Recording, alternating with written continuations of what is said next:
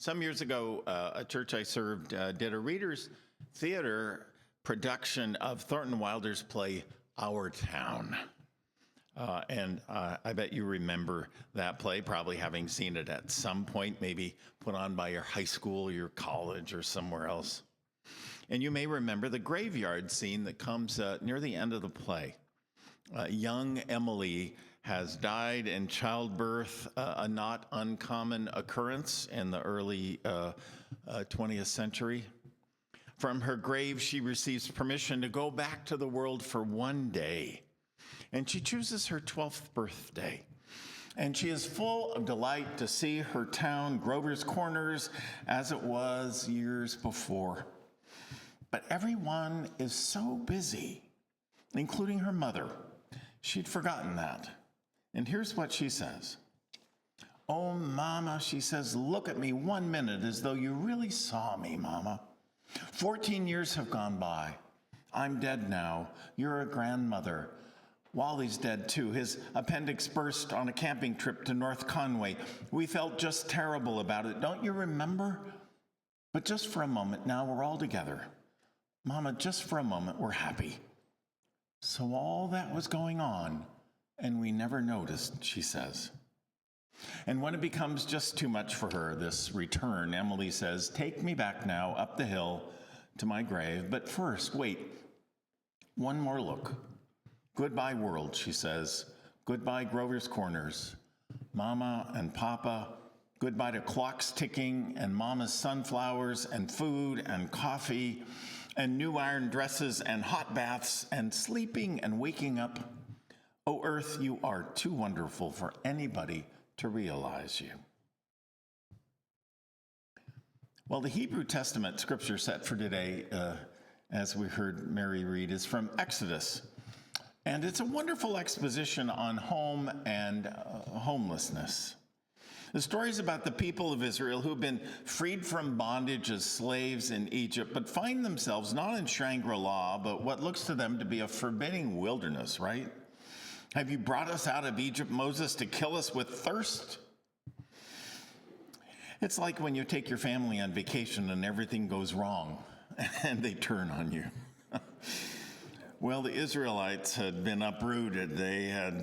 And their ancestors had been in Egypt for going on 400 years. It was a slave den, but it's been home for them, and they haven't known anything else, such as human attachment to familiar places, to home, wherever it might be. My family and I moved to Ashland in August of 1994. It all seemed so great that first week moving in. And then when things slowed down and we'd hung the pictures, it hit me what we had done. They say, be very careful of moving to places you vacation. I understand that. At first, I was flooded with buyer's remorse about how we'd left our wonderful home in Portland and the sweet little church I'd served for 14 years here. I sank pretty quickly into a depression, and I thought I'd made a terrible mistake. But I knew what to do. I called a psychiatrist, and lucky for me, he saw me immediately, which, when does that happen? Well, I took one tab of an antidepressant that he recommended, having never used one before, and in an hour, I was good to go. Really, I was. One tablet. So 2 mornings later, I preached my first sermon there, and it went great, and I was off and running and stayed 13 years. But I had to readjust my whole idea of what home meant. Another memorable piece of the play, Our Town, occurs when 2 children are chatting about a letter they've gotten. And one says to the other, "I never told you about that letter that Jane Crawford got from her minister when she was sick. He wrote Jane a letter, and on the envelope, the address was like this. It said, Jane Crawford, the Crawford Farm, Grover's Corners, Sutton County, New Hampshire, United States of America, continent of North America, Western Hemisphere, the Earth, the solar system, the universe, the mind of God." That's what it said on the envelope, and the postman brought it here just the same. At the same time that Thornton Wilder was writing his plays, Robert Frost was writing poetry in New Hampshire. And in one of his great poems, Desert Places, he evokes the feeling of fear that so many feel at one time or another. Learning, as people did, at that time especially, from astronomers that the galaxy we call our home is not the only galaxy, but is, just one of literally millions in our universe. People learned that there were millions of stars.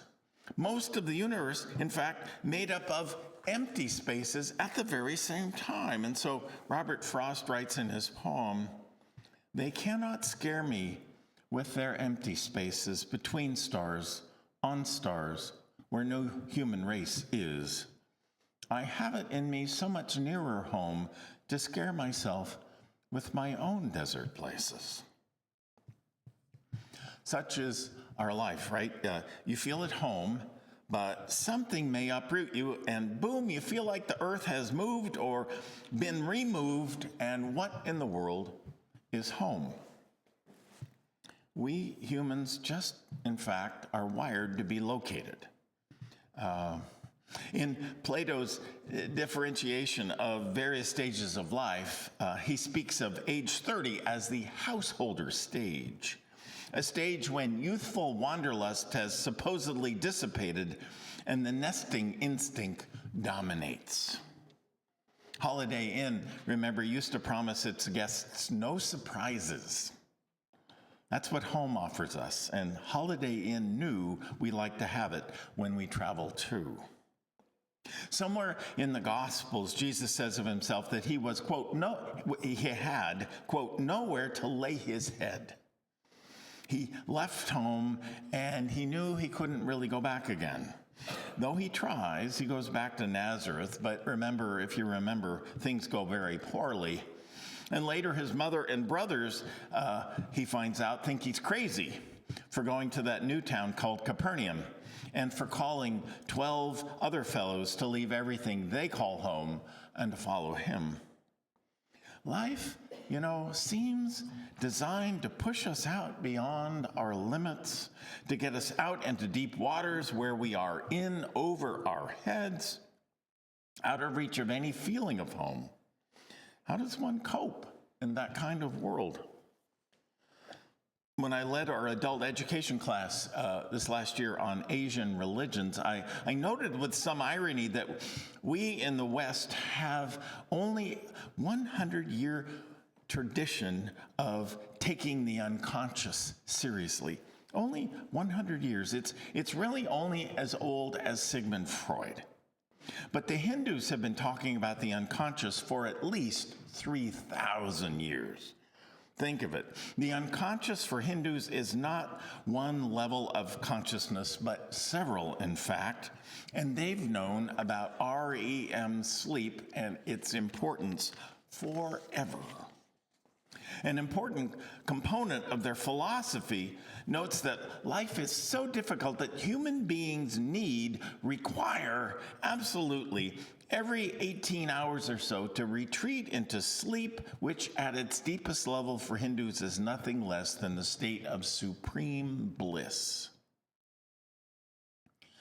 Wherever we go, whatever happens to us, we are compelled to retreat back to that place that is our deepest, most absolute home. That's why sleep disorders are so serious. We all have to have it in order to live and cope and be healthy. We need rest. We also need a nest. In his memoir, Shantung Compound, Langdon Gilkey tells what he learned in a Japanese internment camp in 1943 about this. With refugees uprooted and herded together, Gilkey noticed, quote, the importance of space to human beings. Somehow, he said, each person needs a place in order to be a self, in order to feel on a deep level that it really exists. We are apparently rooted beings at bottom. And unless we can establish roots somewhere in a place where we are at home, we feel instead that we float that we are barely there at all. You'll remember that Virginia Woolf wrote that the main thing a woman needs to be herself is a room of one's own. Is there a place for us worthy of the name home? When I was in Ashland, I liked going to a place called the Beanery for coffee. It was practically next door to the church. And I enjoyed it because the SOU college students worked there, and they were always wonderful. And they brought this, college student energy. And I remember one Christmas Eve, I was there, and I'd missed a young man who worked there that I particularly liked, whose name was John. So I asked the manager, did John go home for Christmas? And there was a long pause as he thought about it, and he said, John has gone to where his parents live now. And I thought that really summed it up. He didn't quite go home, but he went there. As the singer-songwriter Susan Wagner puts it, life is mostly time between trains. We seem so caught between longing and reality so much of our time on this earth. The writer of the letter to the Hebrews puts it this way, here we have no abiding city, says that writer. No abiding city. We must not kid ourselves.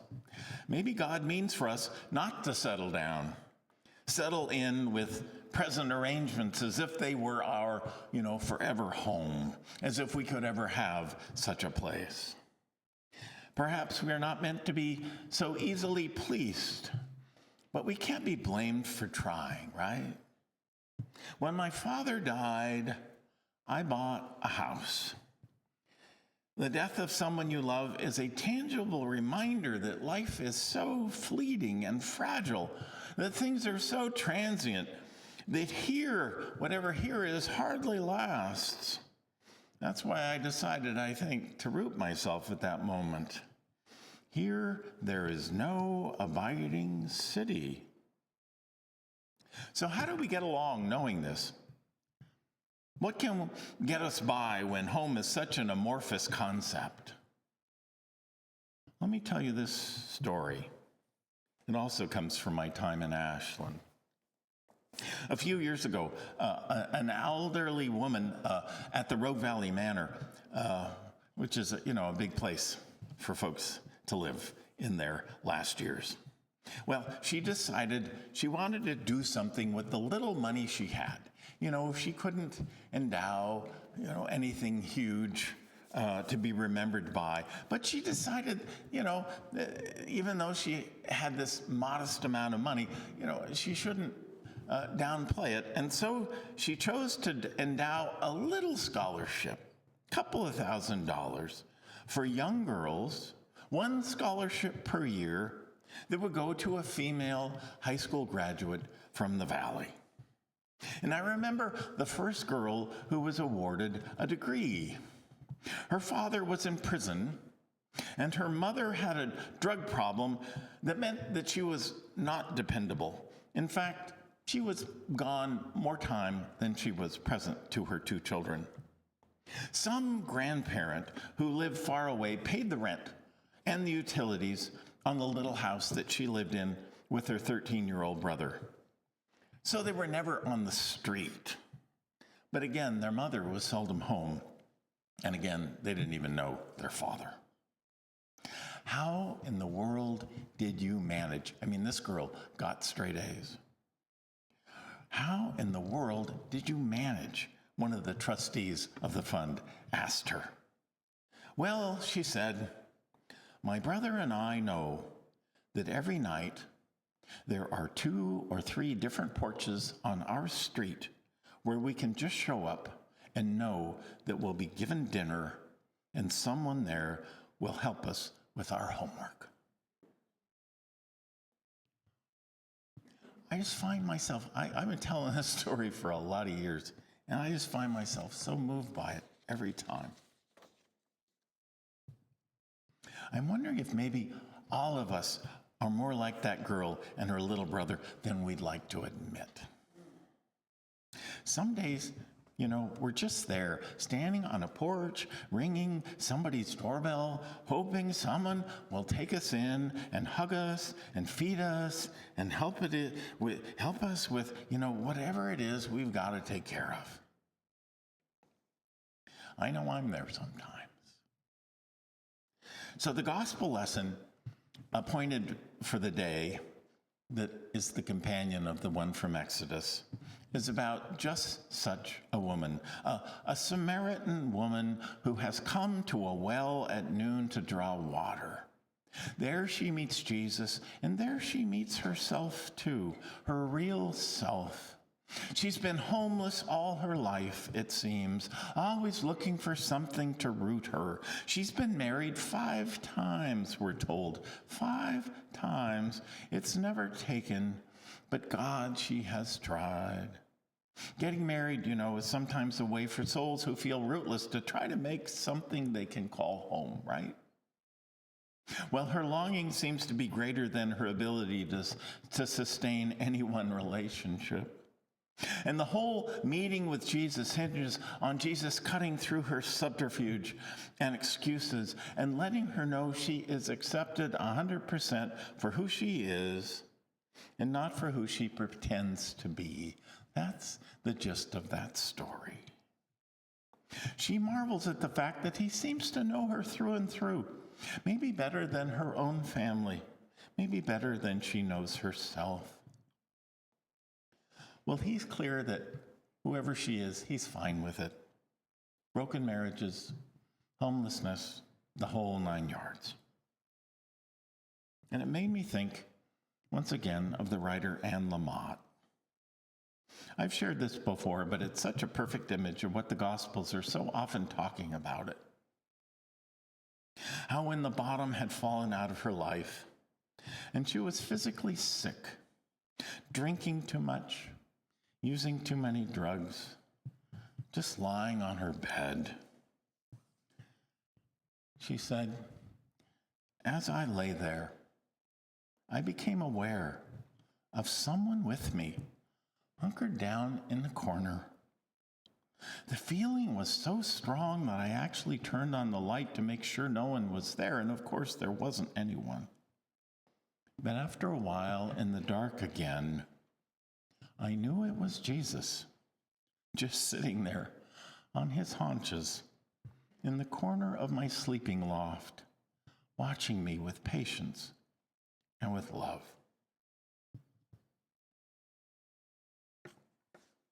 Home. Home.